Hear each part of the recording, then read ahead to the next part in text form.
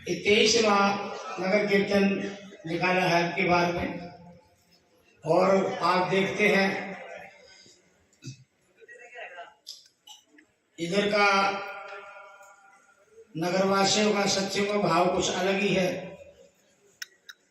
बड़े लगन सहयोग से श्रद्धा से आप पूरे शहर में कबीर साहब की शोभा यात्रा निकाली और घूमे देखा है। यहाँ सेवा भाव कुछ अलग और विशेष है। तो हमें ये भी सीखना जरूरी है। देखो पंजाब का अलग मामला है और कई वैसे तो कभी साहब कहते हैं भाई जैसा पिए पानी वैसी बोले वाणी और जैसा खाए वैसा हो मन। तो यहाँ का पानी का प्रभाव कुछ ऐसा है और कुछ संतों की दया पहले से है। जैसे नानक साहब थे, कबीर साहब के समकालीन हुए और कबीर साहब से सतगुरु कबीर साहब जी से ही उपदेश लिया और सत्य का प्रचार किया। कबीर साहब ने नानक साहब का सत श्री काल कि सत्य को काल नहीं खा सकता। तो नानक साहब पूर्ण संत हुए और वाणी इनके मुख से निकली है। तो यहाँ आज भी देखो जगह जगह गुरुद्वारा है, संतों की वाणी पढ़ी जाती है रोज हमेशा। और नानक साहब के जीवन में एक सौदा करने के लिए घर वालों ने भेजा था। तो उसने सौदा ऐसा किया, वो सौदा आज तक पंजाब को खुशहाल कर रहे हैं। जो माता पिता ने पैसे दिए थे उन पैसों से अपना खाने पीने का सौदा सब पहले करके भूखे साधु संतों को खिलाया। आज भी इस परंपरा को लेकर के पंजाब कायम है और खुशहाल भी है। तो यहाँ सीखने की कुछ अलग बात है। अब आप देखो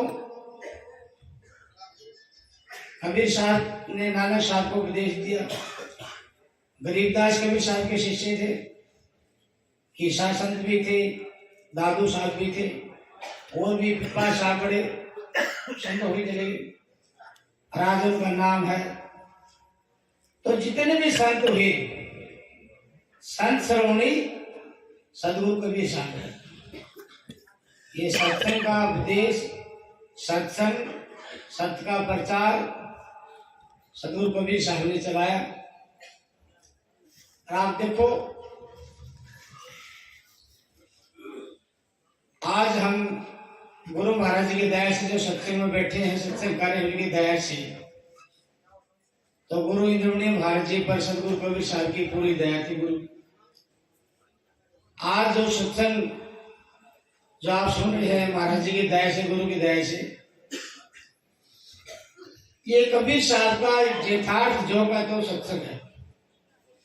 जैसे सदगुरु कबीर साहब ने चलाया जीव शांति के लिए,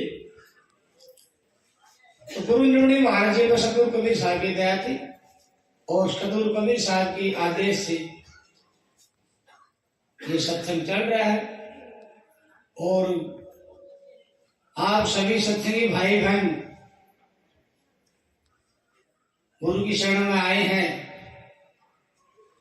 बड़ा भाग्य से आए हैं, भाग्यवान हो आप।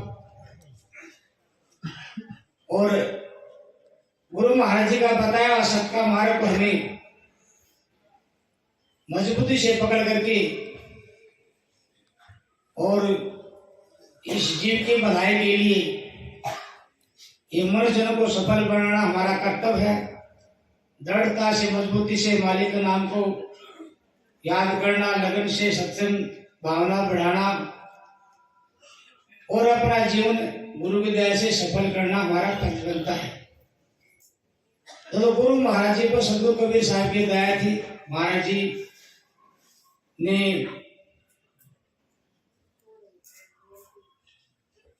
ऐसा सत का डंका बजाया, सत्संग चलाया,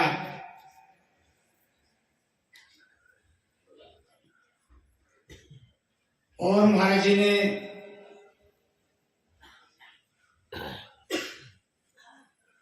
गुरु की दया से ऐसा निर्णय दिया है, तो इस निर्णय पर संसार चले तो संसार का झगड़ा मिट जाए। जैसे महाराज जी कहते हैं भाई, कुल का मालिक सत्साहेब है, तो आखिर में गुरु ने महाराज जी ने ये बात जो बताई है, कुल का मालिक सत्साहेब है, तो आने वाले समय में ये बात पर सारा संसार चलना पड़ेगा। देखो कबीर साहब ने संसार का झगड़ा मिटाया, संतों ने झगड़ा मिटाया, तो ये बात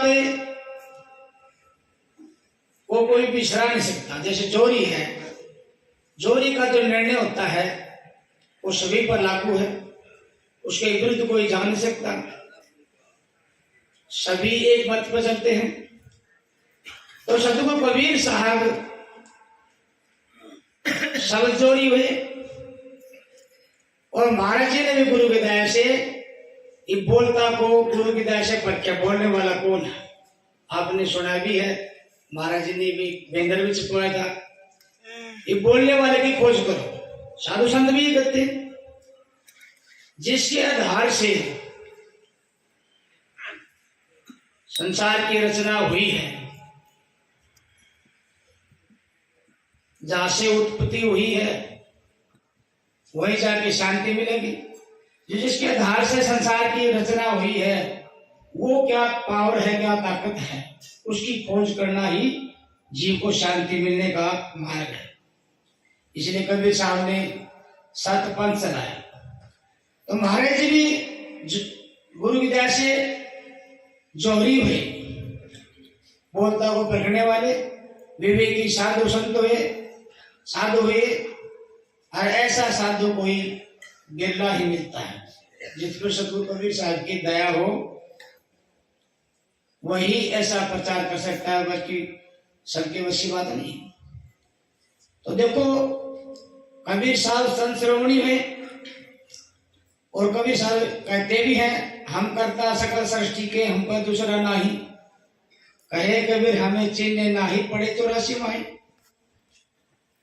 इसका मतलब कबीर साहब विश्व सृष्टि के कर्ता पुरुष है, और कबीर साहब का बोल, कबीर साहब की बात, वो बात के धनी थे। कबीर साहब कहते हैं, कबीरा सब जग निर्धना धनवंता नहीं कोई, धनवंता सोहे जानिए सतनाम धन। तो कबीर साहब बात के धनी थे। कबीर साहब आज की साखी वाणी हम गाते हैं सत्य के अंदर, ये एक सतनाम धन है। जैसे वर्ल्ड बैंक से हर एक देश उधार लेके बड़ा काम चलाता है, पैसा पूंजी। ऐसे आप देखो कहीं भी कोई किसी किस्म का सत्संग करता हो, मगर कबीर साहब की साखी वाणी शब्द जरूर लेगा। और अगर इस बात को जो कबीर साहब ने जो जीव को दर्शाई है सतनाम धन के बारे में, इस बात को गुरु की दया से, गुरु मता से समझ ले तो सारे संसार को शांति मिल जाए। मगर कबीर साहब की सतनाम धन की शब्दवाणी साखी लेकर के अपना पेट पालते हैं, कारोबार करते हैं। कबीर साहब को सत्संग को समझने में असमर्थ है। संतों ने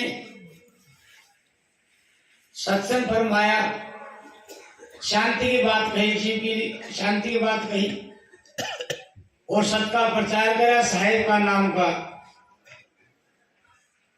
संतों ने जीव को समझाने की बहुत कोशिश करी। अब इस बात को देखो आप, जैसे कबीर साहब कहते हैं भाई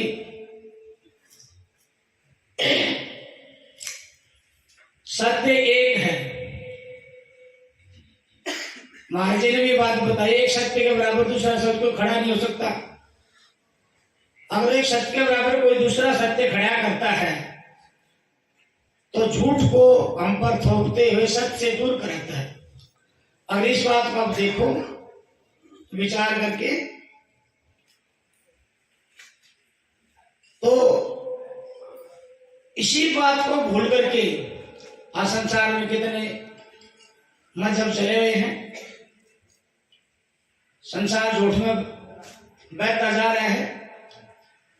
अब ये बात है सदगुरु कबीर साहब की हमारे पिछले उनको मिलती तो आज संसार में इतने मजहब नहीं चलते, इतने धर्म नहीं चलते। और कबीर साहब ने सत्य को ही धर्म माना है कि सत्य के सहारे से संसार टिका हुआ है। तो सत्य ही विश्व सृष्टि को धारण करने की पावर रखता है।